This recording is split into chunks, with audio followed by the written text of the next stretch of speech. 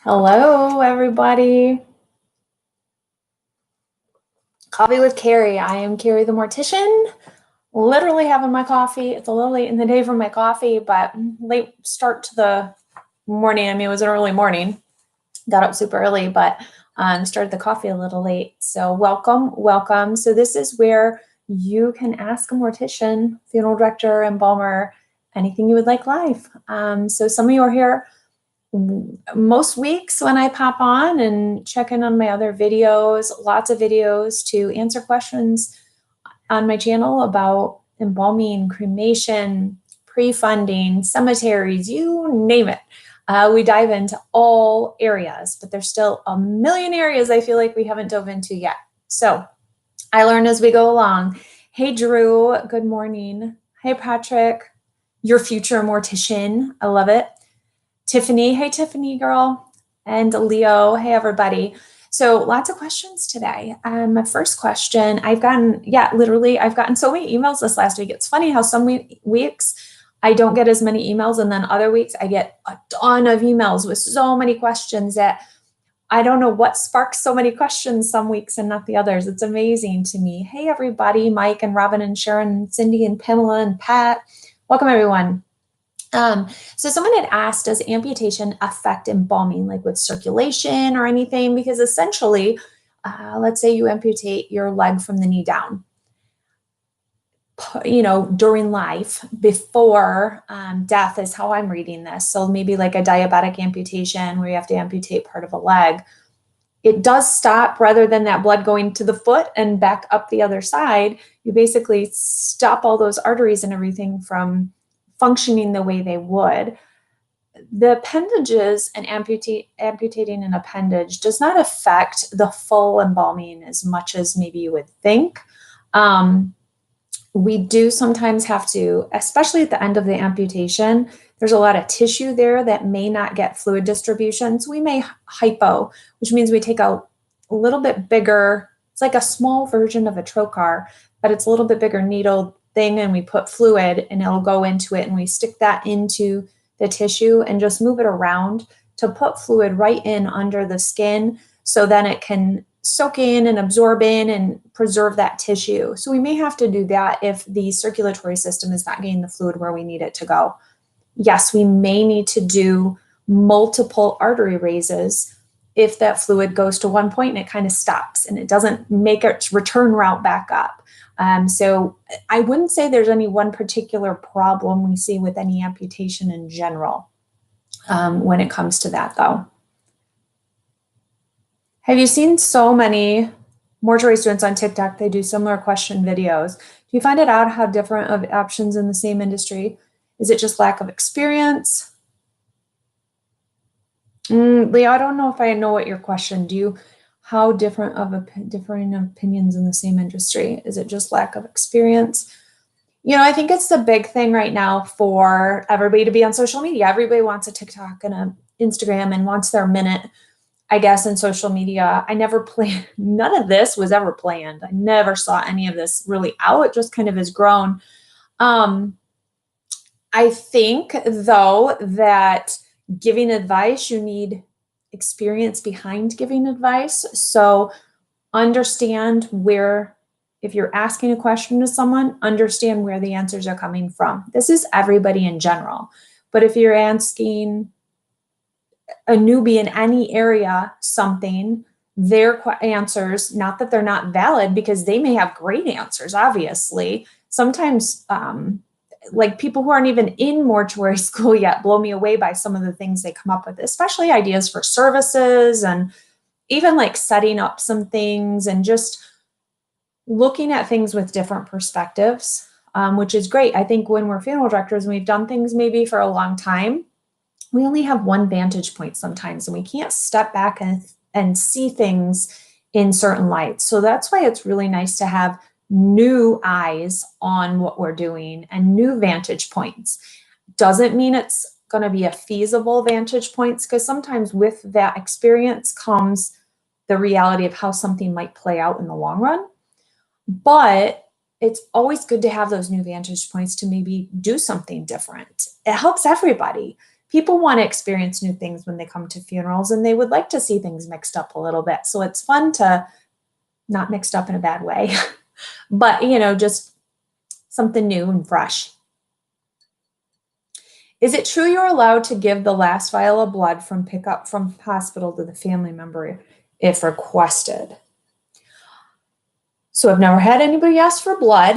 I don't know if there's any even legalities of that. I mean, it's essentially your family member. But I am not, when I'm embalming, going to collect blood and give it to the family. But you could draw it from your family member yourself if you want, kind of like teeth removal. I'm not going to remove teeth. I'm not a dentist.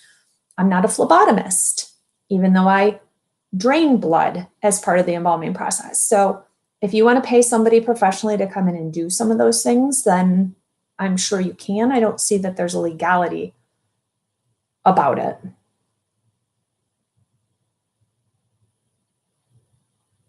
Yeah, I don't, Leo, I'm not on TikTok because of all the controversy of TikTok and all of the speculations of everything with TikTok. So I haven't seen any of that. Maybe I should, so I know what's out there, but I don't want TikTok because of it. No, nobody's ever asked to be cryogenically frozen that I've handled. I don't even know where I would, anywhere around here. I mean, I would figure it out and help the family if that's what they wanted. But I don't know of any right near me. Maybe they are, and they just are kind of secretive about their stuff. Hey, Daniel Martin. Drew, why do some funeral processions go slow and some just book it down the road? You know, there's no rule to how slow and things we're supposed to travel. We have to be safe. And as long as we can safely move at certain speeds, if I know I'm going to go on a huge stretch of road that's like 10 to 20 miles long, I'm going to probably pick up the pace. If it's a shorter distance where we're going to be slowing down and then picking up a little bit, I'm not going to go too fast because it is a long, you know, sometimes a long stream of cars that are very close together. And you want to make sure you go at a speed that you don't separate, that somebody could pull in between you guys, and safely, that everybody can see when you're slowing and stuff. So it's all up to the lead driver. Daniel's asking, have you ever had a family member want to be in with you when you were embalmed? I have not. Well, I take that back. I did have somebody who's like nephew was a licensed funeral director and they wanted him to help me get the person ready, and he did. But I don't think I've ever had a family want to be in there embalming. If they did, there would be a lot of paperwork to sign, and I would ask what it was they were hoping to achieve.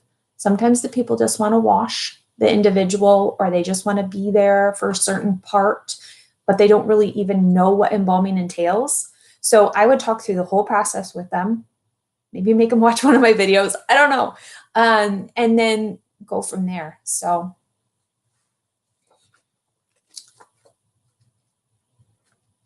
isn't blood considered a biohazard? Not technically. I mean, all the blood we have goes right down the drain. So I don't know if there's any law. I would have to really look to see if there's any law that would oversee blood being distributed to a family. They would want to do it when the person was in their care before the funeral home took them, just to make sure they were able to do it, though. What are the topics I discussed with Caitlin Doherty? Well, you're going to have to wait to find out. We did 2 videos together, and they were really interesting, fascinating videos that I thought we would see differently, and not have any of the same answers to. We kind of had 2 topics. We each came up with some ideas for those questions and then read them off to each other and kind of surprised each other. Some of them were the same, some were different. So it was really interesting. Had such a phenomenal time talking to her and understanding her perspective, her journey, her advocacy, and what she does. Just amazing. I'm so thankful now to call her a friend and have her as someone I can bounce ideas off of and collab with and everything. For Thanksgiving, I'll be with my family, my parents, go to my parents' house. So How would you handle caring for someone born without legs? Would you use a shorter casket? Would you use pillows? If using a full couch casket, how would you make the illusion of legs? Or would this go against trying to capture their essence if they didn't have legs to begin with? Yeah, it's that same thing. And this is something, even if they're not born with legs, we see people who have had amputations, especially because of diabetes over time, that they have no legs when they get to us. And we just take the pant leg and tuck it and pin it just as if when they were alive, they probably did. So the biggest thing is setting the casket so it's not just top heavy, because you do have to set it a little differently when there's no weight in the foot end. But we wouldn't put anything down. You're not going to see the foot end of the casket, essentially, if it's a half couch. So there's not really any mimicking or making up to do. If, say, we had somebody and their legs got cut off in an accident, we would embalm the legs if we had them and place them, with the other parts of the deceased. So then they would appear to have legs and such. Kind of like if someone donates their long bones. So they donate all the bones in their legs, and essentially we just have a bunch of tissue from the foot to the hip, sometimes only a strip like this of tissue from the foot to the hip. That's connecting. There's literally nothing else, no muscle, nothing, just some skin that's this big and that's it. And so we will create a leg for the viewing time that it appears that there's a leg in there. So it just depends on the situation. Pastor Jack, thank you. I appreciate it. Oh, Ashley, thank you. Oh, Tomcat, the hardest case that I've ever done that weighs on you today. I think one of the biggest ones, there was a child and she had a hard life, a really, really rough life. And at a very young age was already inflicting pain on herself with cutting and shaving her head, all her hair off, just a lot of self-mutilation because of what she was going through. It was a very, very hard thing, but it was a blessing of getting to take care of her at that time, because we saw this very broken, sad individual kind of in front of us on the table. And I got to take care of her and then dress her and do a little pretty makeup. And it was like, I get to take care of somebody, in that time when maybe someone was hurt in the end or sad in the end or in pain in the end. Like, I get to take care of them in that next stage. So I look at that part of it, which is, I think, a nice way to look at it. Have you ever had a request to mummify someone? If so, how do you go about fulfilling this request? I have never had that request. There is a mummification place out west, and I would love to go find out more about what they do, but I don't know how quiet about it they are. So that's one thing I'd like to look into, is seeing if they would be up for doing a video, because it would be really fascinating to do.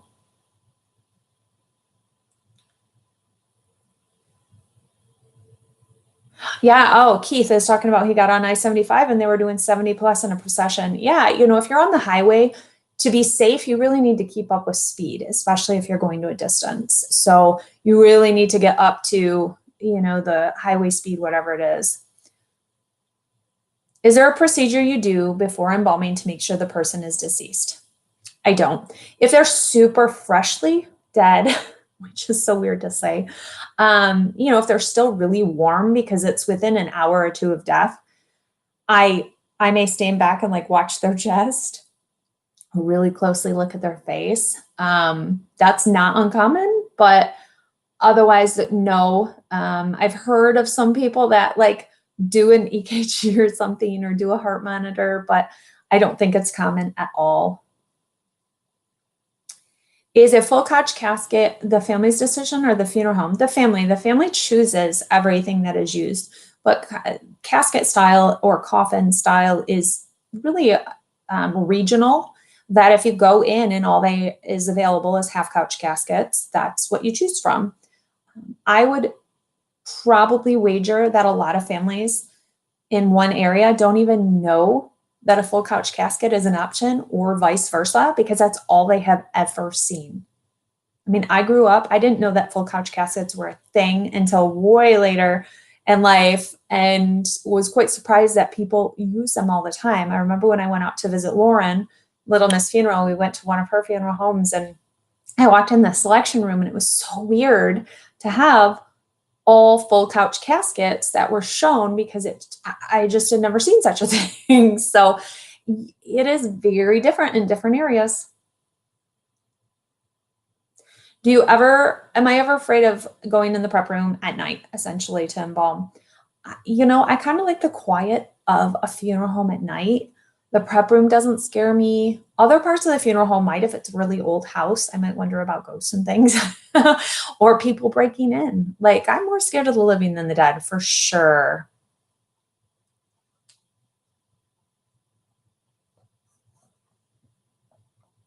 What's the difference between a cenotaph and a headstone? Yeah. Go watch my video on cenotaph. So a cenotaph is a headstone on a grave that is empty, essentially. It is a marker, a monument in place where there's nobody, that person is not buried there. So you'll see these maybe, we just had Remembrance Day just happened in England, which is called Poppy Day. It's kind of like their Veterans Memorial Day sort of thing, where you remember people. But the big cenotaph, they always show that the queen goes and lays a wreath at and such. That's a large cenotaph because it's for like the war, the soldiers that died, but they're not buried there. So it's a monument that's where somebody is not even buried. Have I ever had a request to pose the deceased? So extreme embalming. I have not. This makes the news, but have you noticed it's always the same like 8 bodies, because it doesn't happen that common, but it makes the news quite a bit because it is so unique. I've never had anybody asked. There would be a lot of legalities into this. It would be interesting to try to do this, but the steps to take to get there are gonna be hard. Bodies are not pliable once they're embalmed. They're pretty rigid. So you would have to embalm a body in that position, or embalm with very light fluid in other ways to keep the body movable. And then it would take a lot of maybe PVC pipe, wiring, duct tape, zip strips, zip strips. It would take a lot of things. It would be interesting to try, but yeah.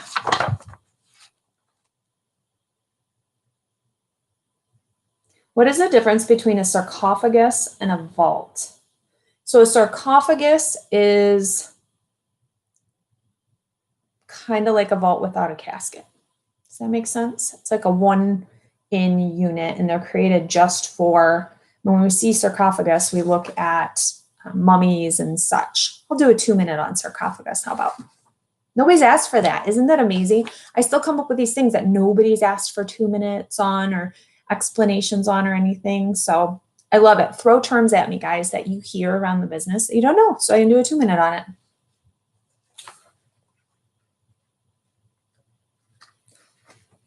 Is it wrong for a person to take a pic of the deceased, maybe a family member?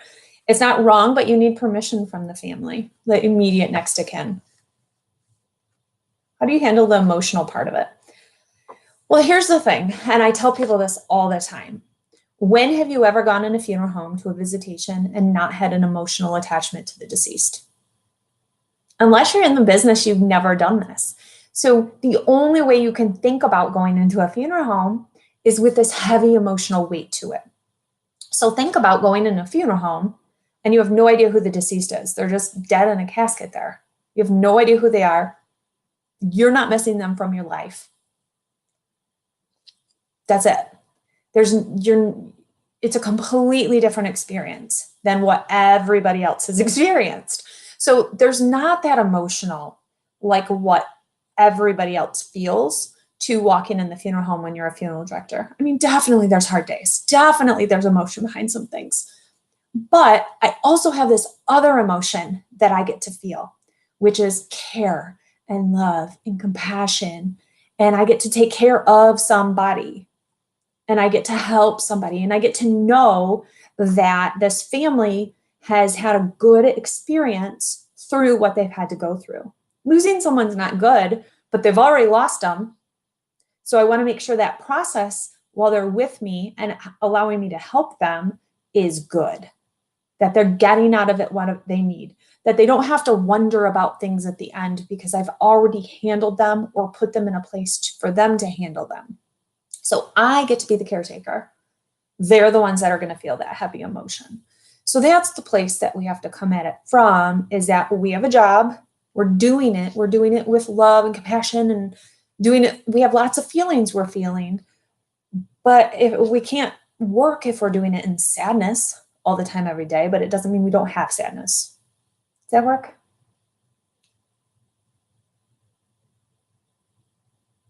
Mark the Vicar. I live in Southampton or Southampton. I don't know how to pronounce that. UK. There are several Titanic graves, although nobody is buried there. That's super fascinating. That's something I've never visited, is a Titanic grave. When did you know I was made to be a mortician? It was my first or second week of apprenticeship. Truly, like I tried it, I didn't know for sure, and I was hooked.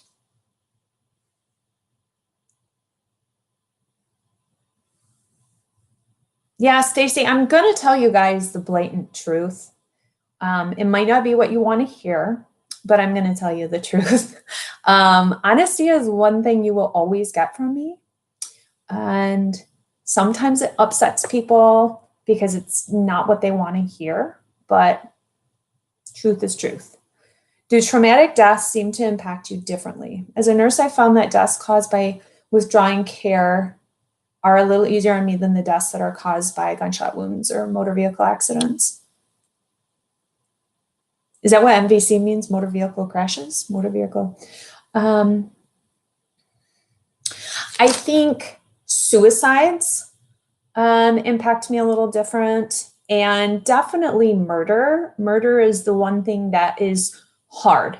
It had nothing to do with that person at all. You know, it wasn't like they were driving and they got in an accident. They were just living their lives and someone took their life.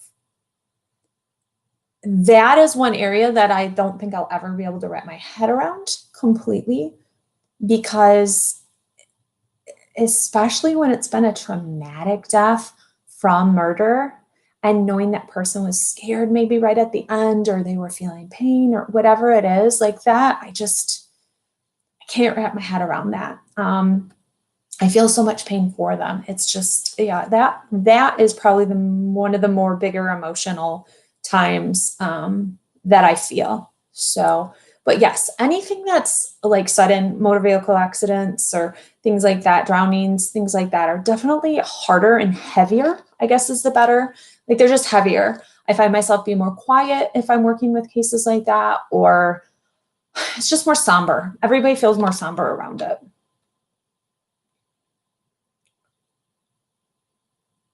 Mark, this is a great question. I've discussed it before, but I love coming back to it. If you had to embalm a known murderer or similar, would you feel like not doing the job so well? No. Our job is to take care of people. It's not my job to judge. There's somebody that loves that person, whether they were a murderer, a pedophile, whatever crazy, horrible thing they did. Somebody has come to us and said, will you please take care of my loved one that I love? My job is not taking care of that body as a person. My job is serving the family that came in and taking care of that body. End of story. It's not my job to judge what they did when they were alive as a person. I'm just going to take care of this body and I'm going to take care of that family. End of story. It's hard. It's hard, but it's not for me to be the judger. The judger. I realize the laws vary from state to state. Do you recommend vaults? You know, Tony, it's a great question, but it's totally preferential. If it's an optional thing, you have to make that option and choice for yourself. And it all depends on what you feel. Do you want your family member sealed up tight as they can be, and as waterproof as they can be, and as air circulation less as they can be. It really depends what you want. If you want them as much intact with the ground and as natural and regenerating back as possible, that's also your option.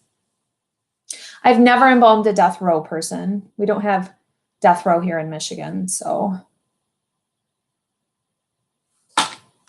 How hard is the schooling and state test to become a funeral director? Well, sorry guys, I've got like all this stuff. If you could see my lap, let me tell you, I have a keyboard and everything. It is a pretty rigorous program. I won't lie. A lot of it you have to memorize an insane amount of details and information of the history of embalming and funeral directing and every artery and vein and part in your body that might happen, you might need, to the chemistry of chemicals and all this stuff to pass a national board. So passing that national board is a lot of what mortuary school is. It's getting you filled with all these factoids to pass the test.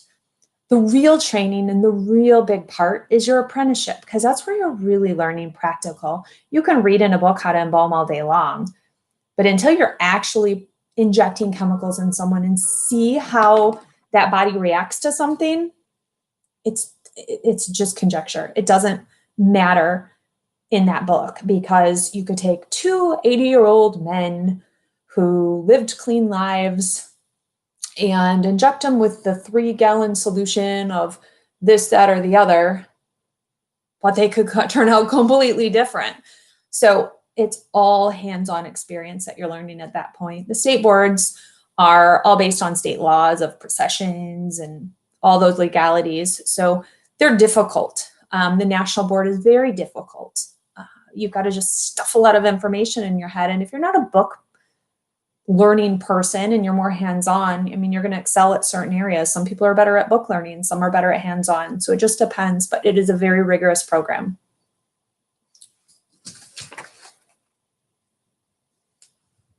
I heard you talk about embalming someone while you were pregnant. I did not embalm at all while I was pregnant. I embalmed pregnant people. That's maybe what I've talked about, is embalming someone who was pregnant. I don't know if that's what I did not embalm while pregnant.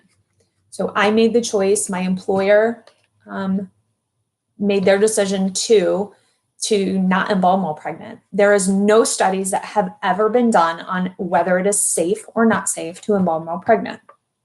So I know many employers who will say, I don't want you to embalm, because they don't want to take the risk, because if something happens, that maybe the baby gets miscarried or something, then the woman could then turn back on the employer and say, well, you made me do this and it's not safe. So some people just take that factor out and just say, let's be as safe as possible. No removals, no embalming. Let's just keep you, making a baby and safe and everything. So it's really up to the person and the employer and what they all feel safe with along the way. And some women embalm during pregnancies and have had no issues. I chose not to take any of those risks because there's no studies that have ever been done on this to show us anything. So not worth it to me. Kari the Judger. Yeah, does sound like a weird WWF whatever it is called now, alter ego. What is your go-to for debriefing during a hard embalming? I don't know what that means, Tomcat. Is there a big difference in vaults? There is. Sealing, non-sealing, which level of stuff you want on it. So I'm thinking about going into the business, but want to be more interested in removals. How should I approach a funeral home about doing removals? Just start calling them. See if there's a removal company in your area and call them. People are always looking for employees because it's a lot of on call and everything. So, if you're near a little bit larger area, look around for removal companies. Those will be the best people to call for that. What part of, okay, you guys are talking to each other. That's awesome. Is the employer allowed to tell you no if you want to do it anyway? They can, Ashley. I mean, if it is a risk to them, then they can tell you, no, you're not allowed to do something. They're just trying to protect you and themselves in the long run because there are no studies. This is an area that has not been studied because how many pregnant women want to put themselves around embalming chemicals to see if it hurts a baby? You know, like it's just not happening. So I can't see that being the situation. I'm sure it's possibly happened, but if they're not punishing you, they're not taking away, pay from you because you're not going to be in the embalming room. Just take 9 months to grow your baby and be safe and work on other areas within the business and, keep yourself safe. In the long run, like it's not hurting anything to take those months off. You can still cosmetize and do that part of it. But if they don't want you in there when the actual embalming is happening, then take it as a little rest time that you can put your feet up a little bit, or you can focus on other areas that you can grow within the business as well. So I don't see it as a bad thing, but. Oh, Mark, you're bringing the good questions today. When you do embalm an older person, do you have to be careful not to use too much and remove their wrinkles like a facelift, or doesn't it affect them? Not to mention what could inflate on men. Okay. You can inject too much. Typically, it's going to lift from the under and it's not going to remove the wrinkles as much as it's just going to blow the face out and grow the whole girth of the face. When you use tissue injector, which is that gel that you inject with a syringe to remove or just give a little bit of oomph to areas, that's when you can remove too much wrinkle. I've called it Botox for the dead. And that's where you can go too far by taking away too many of those wrinkles. What situation would you advise the family to not view the body? When they can't recognize the person in front of them. I've been on a removal and they showed me the guy's driver's license. There was nothing about that person that I could have told you that was who was in that picture. He was double the size, green, completely decomposed. Nothing about his facial structure looked like the gentleman because of his situation. That would be a situation where I would say, I would advise against this. And I would explain as gently and as honestly as I could. Those would be the situation, or burn anyone who died in a fire from the flame, that their tissue is burned to the point that they couldn't recognize them as their loved one. If they can't recognize anything about them as their loved one, that's maybe to the point. If I can wrap their head, if there's too much trauma so they can see a hand, you recognize hands of your loved ones. Like hands are very recognizable. Feet are recognizable. Tattoos on your arms or things like that. But those extreme situations would be it. My final question is about the grave of President Garfield, which is unique in that the caskets of him and his wife are displayed in a room in his memorial building. How is it acceptable to keep these caskets on display in the open? Does the room where they are placed smell like of decay, or is there probably a ventilation system similar to those found in mausoleums? I'll have to look up and see pictures. I don't know the setup of President Garfield, so I'll have to look that up and get back to you on that, because I'm not sure. So I'll look that up. I don't think I'll get to these other emails today. I didn't realize this one had so many emails in it, but they're all really good questions. I'm going to do just a couple more here before I sign off. I try and keep these at a good listening range. What is the average temperature of a deceased body? So if they're sitting out, they're going to be room temperature. So 70, 68, 72, whatever your room is, that's the temperature of a body. Aw, thank you. You're telling me I'm nice and compassionate. Thank you. I try to be most days. What is the furthest related next of kin you have had to contact for consent? Like second or like great niece or nephew, I think is the most removed that I have gone for the consent. Pretty far down the line. We try and find other situations. I've been pretty good at, contacting and such, but sometimes it is hard. Sometimes it's the family just telling you they don't know where people are. But when push comes to shove, they come up with some information for you. Do you remove G, J, feeding tubes, and central lines before embalming? It depends what they are. Like IVs are actually blocking and creating a closed circulation system or circulatory system. So some of the IVs I'll leave in just because they actually aid in the embalming. Otherwise, as the fluid goes through, it comes out the hole. But if it's blocked, then it's going to keep trying to go past in the vein or artery. So we try and keep some of those. The others, it just depends what they are in the situation, whether I take them out or not. You're welcome, guys. Thank you for joining me. You guys are so good. Stacy, I'll answer your question how do modern embalming relate to embalming back in the early 1900s? So now we have nice machines that help us. Back, you had gravity embalming. So you'd have a glass jar that would hang on a hook like an IV stand with the tube, and you would place it in the artery, and then you would just wait for gravity to push that fluid down and go into the body, and then blood to drain out. So you weren't getting quite the pressure and the results that you get now. So it was a little lighter of an embalming because you didn't get as much in there, and then you'd collect that blood.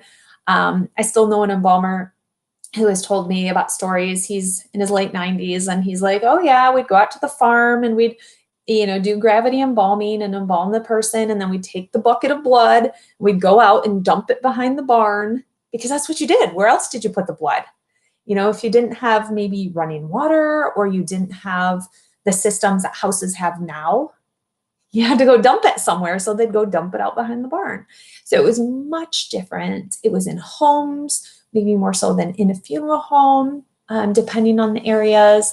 A lot different back in the day. Not for as long extended period of times. Back then, when there was a death, you stopped and everything circled around the death. Now, when a death occurs, in many situations, people try and make that death convenient for them, where they say, well, I have this, and it's not going to work this day. So like a week and a half until it works in my schedule, where back then, everything stopped.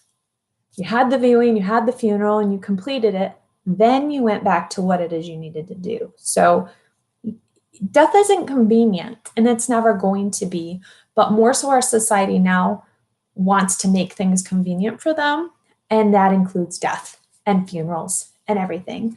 We'll get people that ask, and it's because they don't know, but we as professionals are always like, what? That doesn't make sense. But it's because people don't know that will come in, like, we pick up the individual overnight and they come into arrangements and they say, have they been cremated yet? No, you haven't signed anything. We have to get paperwork. Or they'll say, can you hand me the death certificate now? No, we might not have that for 2 weeks. We have to get all these things, but people don't know the steps. So it's one of those things where as professionals, we're like, why are you asking that? But as consumers, you say, well, why don't you have that? So trying to bridge that gap, that people are more, learned about these things, and so you understand the timelines and the schedules and how long things actually take and all of that. Or one of my favorite questions that I do kind of laugh about, but I understand how it could be logical, was, what do you mean I can't get their obituary in today's paper? Well, the paper is usually waiting at the front door in the morning, right? And so if you're at my funeral home after the paper's been delivered, but you want to get it in today's paper, it makes no sense. But I have so many people ask me that. No idea. So some of these questions, they're logical in the mind of somebody who's lost somebody, but they're completely crazy to the funeral director because we're in clarity. You're in a fog. So you can see the two sides. Hopefully you can as I'm explaining it. But that was a total tangent from what I was answering. Oh my gosh.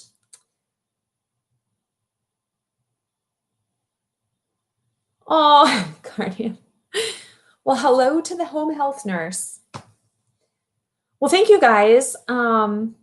Appreciate you. Appreciate what you bring and challenge me with and the questions you bring. You make me really look at the business in different ways. You help to challenge me to learn more in all these areas about all the different things.